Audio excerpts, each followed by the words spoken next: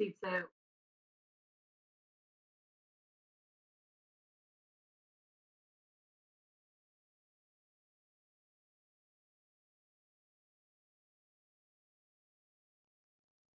Good morning, everyone. I'd like to take this opportunity to welcome back Kate Cole and Keith Bannerman, who very kindly come back this morning to host this Q&A session. Hi all. Hello, good morning. I'm just going to put this on silent so I don't get any feedback from myself. Really like to thank you for your time yesterday to prepare such an interesting insight into the excellent initiative that you've launched, that for me really hits to the heart of every member of our industry. And I think the work that you've done is really fantastic. And I really can't commend enough the sense of teamwork, collaboration, and real pride, I think, in the work that you've delivered for all of our industry. And it is really clear to see why the ITA think you were so deserving of that award. Oh, thanks very much. So far, I've got a couple of questions, and I hope we're going to get a couple of questions coming in on YouTube that I think Divik is going to post in the chat for me.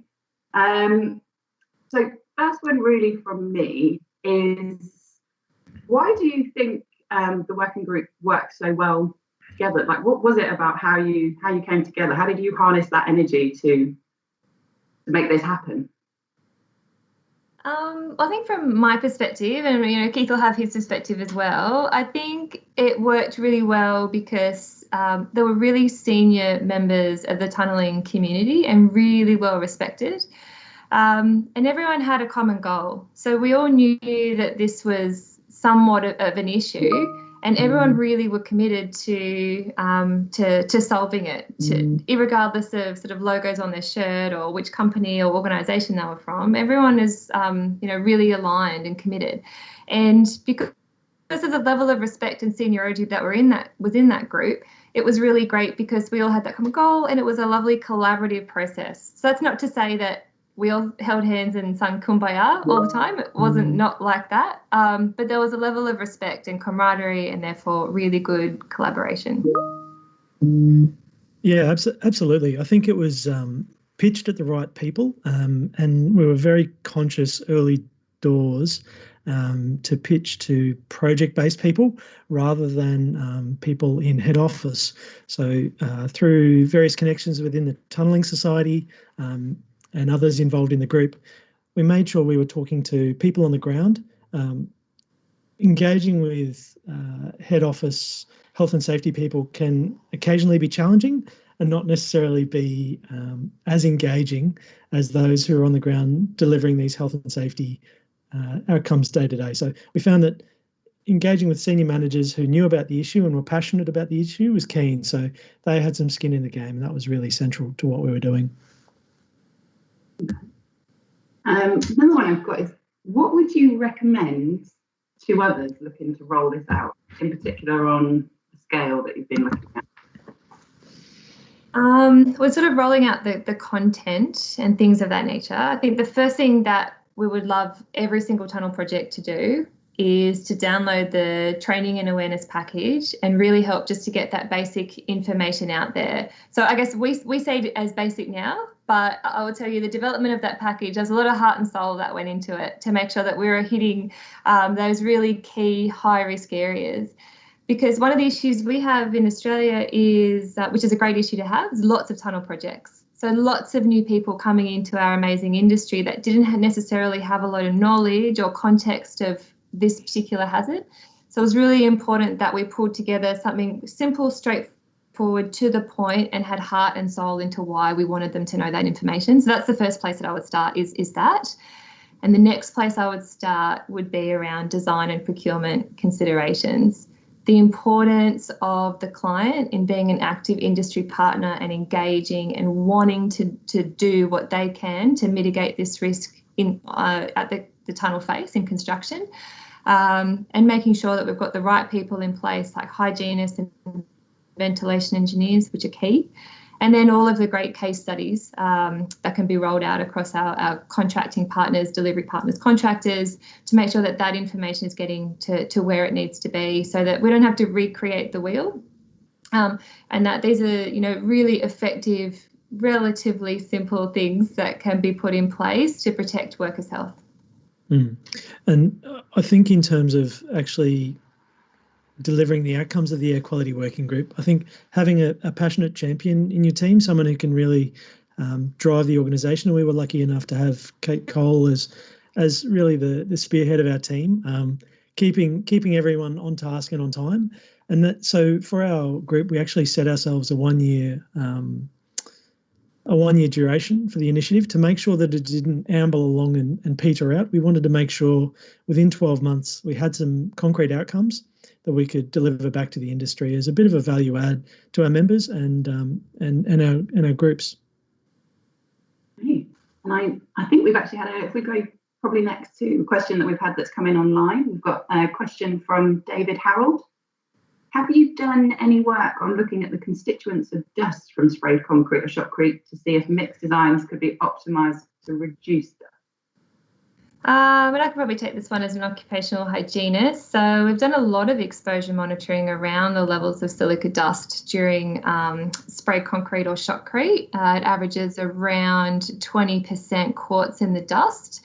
And typically shotcreters are exposed to levels of silica above our current legal limits in Australia, which are the same as the UK, so above the workplace exposure standard, or the workplace exposure limit, as it might be called. We've been looking at ways to reduce exposures to shotcreters, and that includes things such as, the remote shotcrete rig and actually being further away from the face as possible, and ventilation designs, etc. But unfortunately, there still is that residual risk, which is why shotcreters tend to wear such high-grade respiratory protection, so the RACALs or the powered air purifying respirators per se. I will say that in tunnelling, though, we tend to be a little bit more advanced with our engineering controls sometimes than our fellow construction partners, where we see shotcreting or sprayed concrete still being delivered through sort of a hose over someone's shoulder, and that presents even more sort of exposure. So it's great that we're able to implement this type of engineering to control to protect our people underground. And I think we've got another question that's come in online. We've got Donald. Donald Lamont is asking, particularly for Kate, do you think personal sampling or real-time monitoring, or both, is the way forward in dust monitoring? Well, thanks, Donald. It's nice to hear from you. Hope you're well. I think it's a mixture of both. So personal exposure monitoring is the only way to quantitatively determine how much silica dust is in that sample. However, it takes time to get the results back, and time is not our friend typically. So supplementing that with real-time monitoring for respirable dust and then estimating how much quartz is in the dust is a really good tool to help us tweak or add additional control measures to reduce exposure very, very quickly. So on our tunnels, we'll see typically a combination of both. And I'm aware that there's quite a few companies at the moment that are investigating the use of or the development of a real-time monitor for silica dust rather than just dust. But such is not really readily available to us, at least in a commercial context, but we eagerly await such developments. I think I've got another question for you. I really liked the mention of the reference table for the respirators. Do you think this is something that, I think I understand it's consequent of every supervisor, but do you think it should be something that should be like in every canteen? How do you get that knowledge out to everyone, obviously when it's a big industry? Well, I love respirators and dust masks, so yeah, I think it should be in every canteen. Yes, 100%. But, one of the reasons that we developed that table is there is so many different types of respiratory protection or face masks that are used, and there is some confusion. And when there's confusion or uncertainty, that's when we end up getting a really large exposure. So it was really important that we equip people with really simple tables or simple knowledge, straightforward knowledge to understand the types of levels of protection that these different types of face masks afforded. And the ones that are in that table are readily recognised face masks or respirators that you'll see on Australian tunnelling projects. So we wanted to make sure we sort of pick the brands that our workforce are very familiar with, so they'll be able to very quickly see, is it 10 times, is it 50 times, or is it offering me 100 times protection? So it's not every brand, but it's the stuff that we use here on our projects. Okay. Yeah. Well, that, for me, I just thought it was really good, nice, really simple, but yeah, really effective. That was and that was the intent of a lot of the content, to make sure that everything that we do is able to be taken straight away and used as a tool for those who are working on sites. So rather than having to go through another round of review or approval or development, you're able to take the content from the air quality working group, take it to a site and present it that day. So even that slideshow presentation on the awareness package, that's available in PowerPoint format on the website. But it's the stuff that we use here on our projects. Really good. I wanted to touch on a little bit about probably more for the males here, the issue about being clean shaven. And really, have you faced many people finding this to be a challenge to overcome, and have people sort of put fashion behind and really focused on their health? Have you had much pushback? Well, I think the issue of being clean shaven a while ago, yes, we got a lot more pushback than we do now. I would say thanks to the senior leadership of many of our contractors and clients in tunnelling in Australia, this has become less of an issue over time. So it's very well communicated when you come on board on a project that if you have to go underground, or if you're going to go underground, then you're going to have a medical for silica, you're going to have to be face fit tested, and you're going to have to be clean shaven. Because they're the things that we need to put in place to protect you from silica dust and to monitor your health, in the case of medical monitoring, to silica dust over time. So these are things that protect you. I will say I was on a tunnel project many years ago where we first rolled out a clean shaven policy. And I wouldn't say that was easy by any stretch of the imagination, but it's all about communicating why you're doing it. And to be honest, if you're using a face mask respirator and you're not clean shaven, it is not going to protect you from exposure to silica dust. And I think just communicating that, and that whole idea, we have that photograph in the training and awareness package showing just how small silica dust is in relation to facial hair. That was actually an idea that was born out of one of our air quality working group meetings. I think it was one of our ventilation engineers that said, could we just get a photo? Because that would help me communicate this better than me trying to explain it. Can we just get a photo? So I, pulled a fellow hygienist off a project where I was working, and I asked him to please shave his beard and collected it in a little baggie and put silica dust over the top and threw it through an electron microscope, and that's the image. So yeah, it's really powerful. But yeah, it's probably been the last 4, maybe 5 years, Kate. I think since the start of 2016 was when that kind of next wave of major tunnels started kicking off in Sydney. And the interesting thing is, with this awareness package that's being rolled out, we're seeing tunnellers checking in on their friends and understanding that it affects their livelihood and their way of life. So it isn't management telling someone to be clean shaven, put your mask on. It's your mate, and that's the real power of what we were trying to get. We were trying to get peer pressure, for the want of a better term, to make sure that there's a really positive movement around how people address this issue. And it's similarly with wearing of dust masks. I remember as a junior engineer, it would often be a challenge to get people to wear dust masks, but I think there's an increasing awareness that they're not just there for show. We had a media event for a tunnel project in New South Wales recently where we had to explain to the Premier that no, now you do need to wear a dust mask when you go underground. Unfortunately, the photo opportunities will have to wait for a little bit later on when we're back up above ground, because there's that level of awareness at a project level that health and safety comes first. Yeah, absolutely. I think we've got another question in from Dave Harold. Are there any tunnelling design rather than construction innovations in Australia that have reduced dust? Yes, is the answer to that question. I guess, one that we're, one of the tunnelling projects is looking at the moment in terms of design is looking at ways to eliminate or mitigate drilling into beautiful precast segments. So when we're doing our designs, we think about how we're going to build the tunnel and then the final fit out, but are we really looking at how our workers are constructing those tunnels? So on one of our tunnels previously, we've built this beautiful precast structure, and then we've built drilling rigs to actually go in and drill into our precast structure to hold up services and the like. And even though there's engineering controls in place for drilling, such as HEPA vacuum or wet drilling, for example, they are not as effective as no drilling at all. So looking at ways to completely eliminate that activity during design is a really powerful way of completely just mitigating that risk altogether.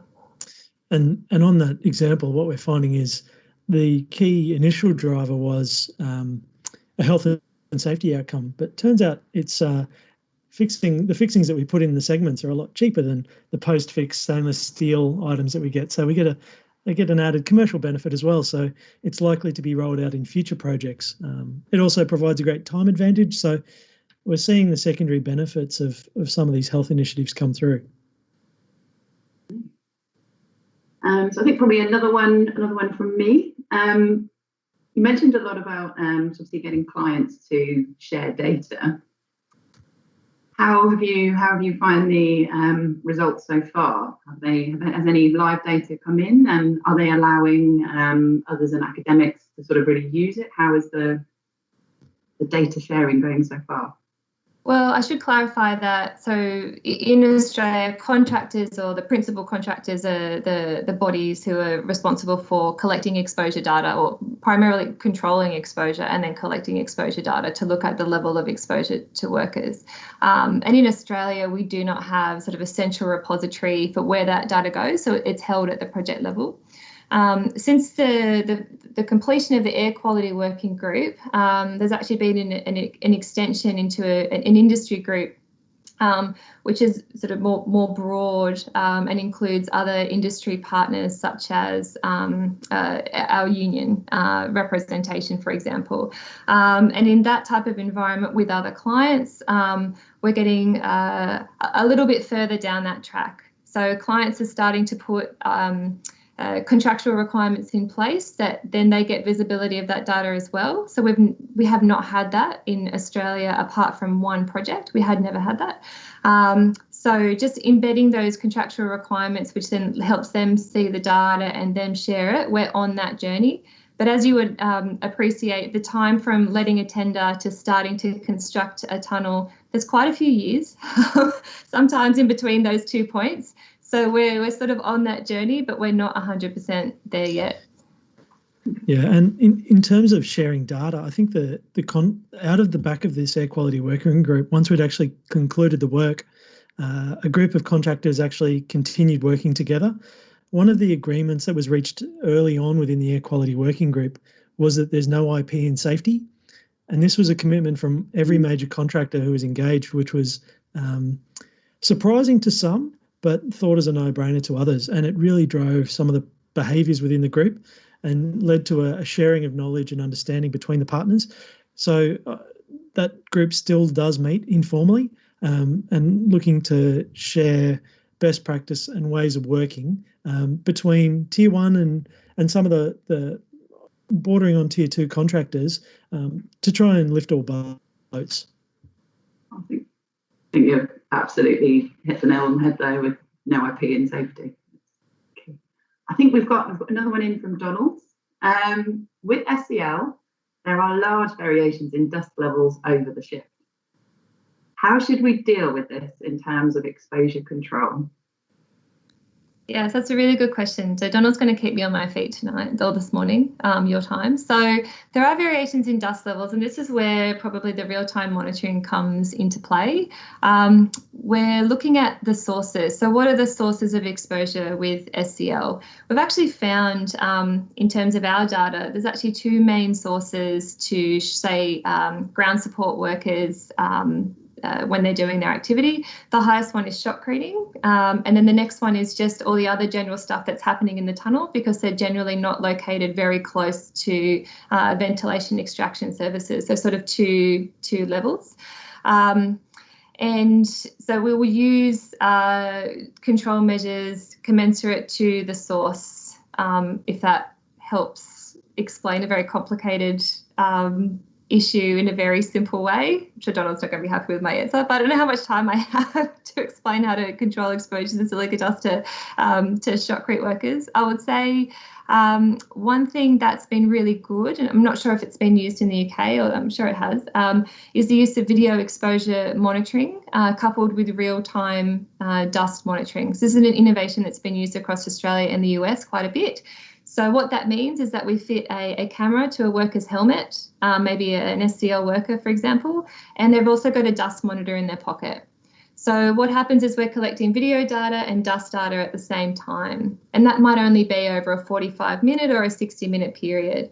And then we're taking that data back and putting it on a screen, and we can merge it together and actually demonstrate to the workforce and supervisors and health and safety professionals, when are those key points of exposure? Is it when the worker is standing here? Is it when they're doing this activity? Is it when they're doing that activity? And by understanding those key peaks, that helps us better control their whole exposure over their shift.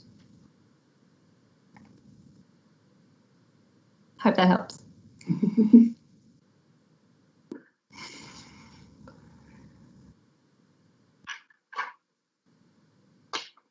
I think one thing for me I wanted to ask was, you obviously worked very well as a team. And even though are you looking at working together again? And are there any other initiatives that we should be aware of? And I think also probably understanding, are there any initiatives really that BTS and NACES can join together on?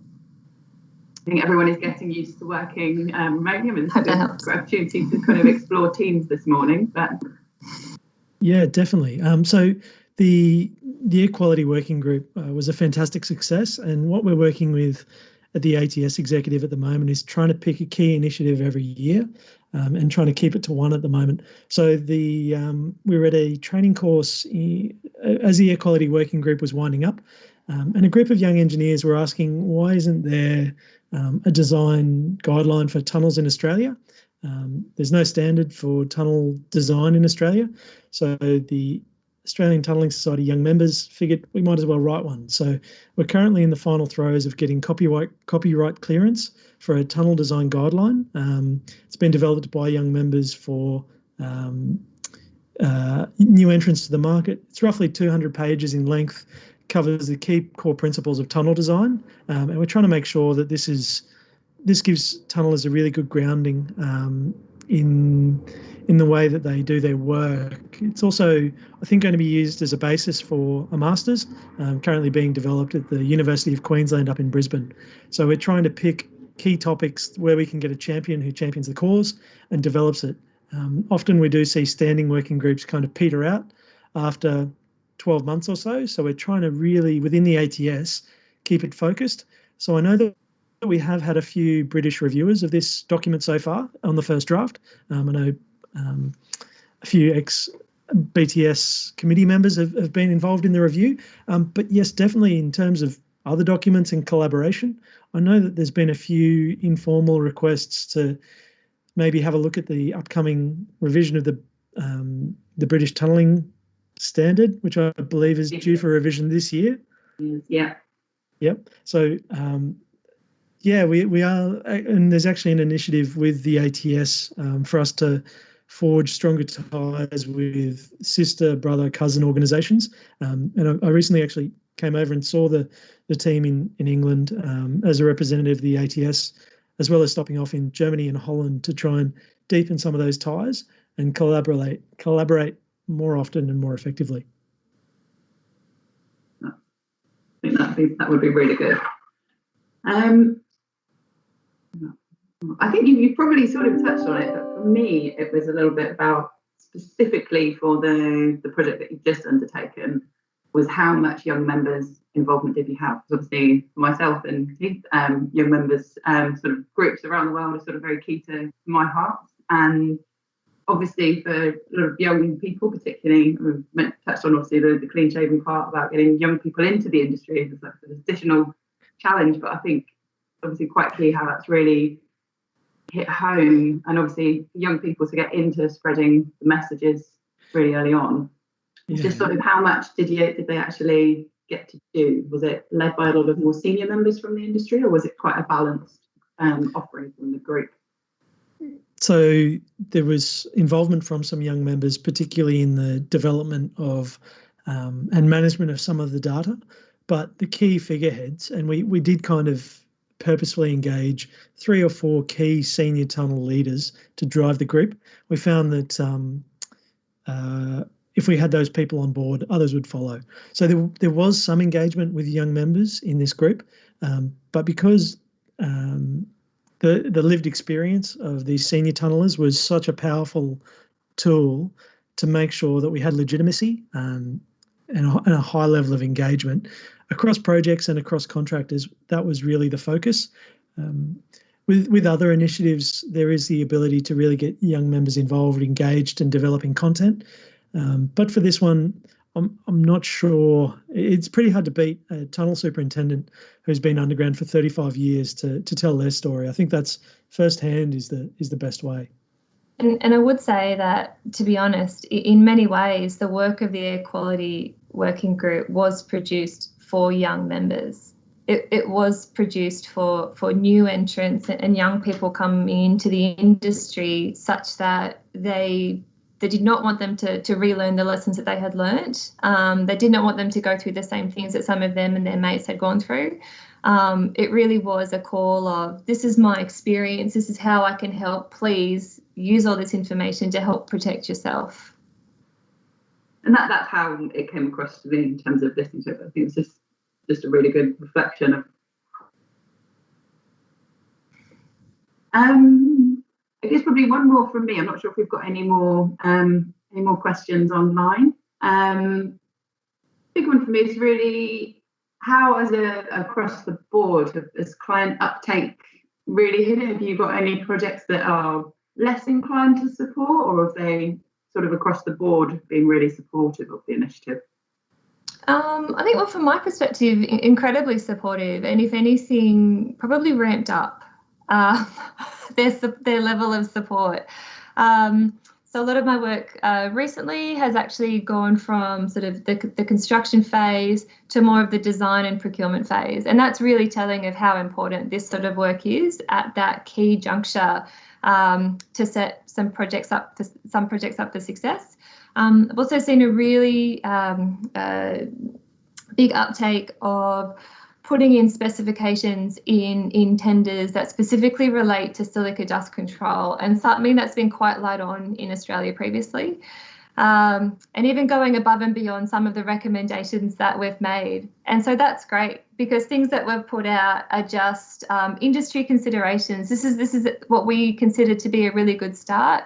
But then when clients and contractors take that as their own and then put their spin into it, their culture and their way of doing it, then that's what really makes it real for them. And that's how you know that it's not just someone taking something off a shelf and putting it in, that someone's actually going, yeah, this is good, but I bet I can make it even better. That's the best thing that could happen at all. And I think what we've seen is it's not just contractors and people on sites who are competitive. Clients, especially so in the New South Wales environment, a lot of the different clients report to similar people. So they want to make sure that they're seen as being industry leading. So we're seeing some positive competition between projects. That's always good, but also between infrastructure delivery authorities, which is also healthy as well. There is knowledge sharing that's happening at that government level in between states. I know that there's some formal as well as informal agreements between the various different jurisdictions to share knowledge between client organisations. Yep. That's very good. Well, I think it looks like we haven't got anything further on. Oh, no, I think just as no, nothing, no.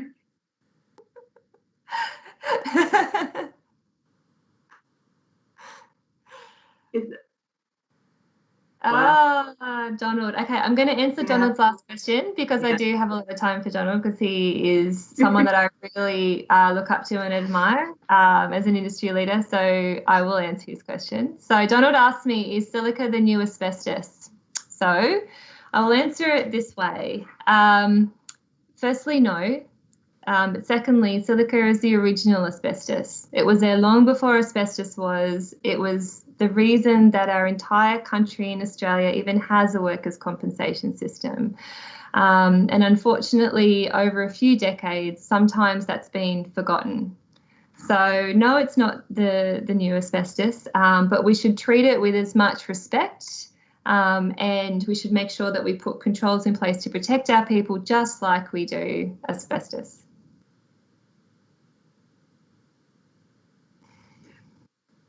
So I think that looks like there's nothing further online, and I think is there anything more from Donald? I think at that point, probably draw this more to a close. I think probably wanted to end with saying, is there anything more that you wanted to take this opportunity to tell the BCS and the ACS and the wider world about? Yeah, so just quickly, if you are looking for any of the content discussed in the presentation or today, go to ats.org.au and you'll see our upcoming events as well as the content from the working group, and soon the tunnel design guideline, which will be up hopefully in July. But yeah, keep an eye out on our digital feed for events. We are getting our digital presence up and running through our parent organisation, Engineers Australia. So you'll see a number of webinars coming up in the next couple of weeks. And from my perspective, just thanks very much for enabling us to share our journey and our story and all of our resources, because that's what really brings it home and makes it all worthwhile, is when we're able to actually get the information out to where it's most needed and where it can be of assistance. So thank you. Well, like I said earlier, thank you very much for your time pulling this all together over the last few days and coming back again this evening for you and this morning for us. It's very nice to meet you in this environment, and thank you really for helping make this happen. Thanks very much. Thanks, Kate.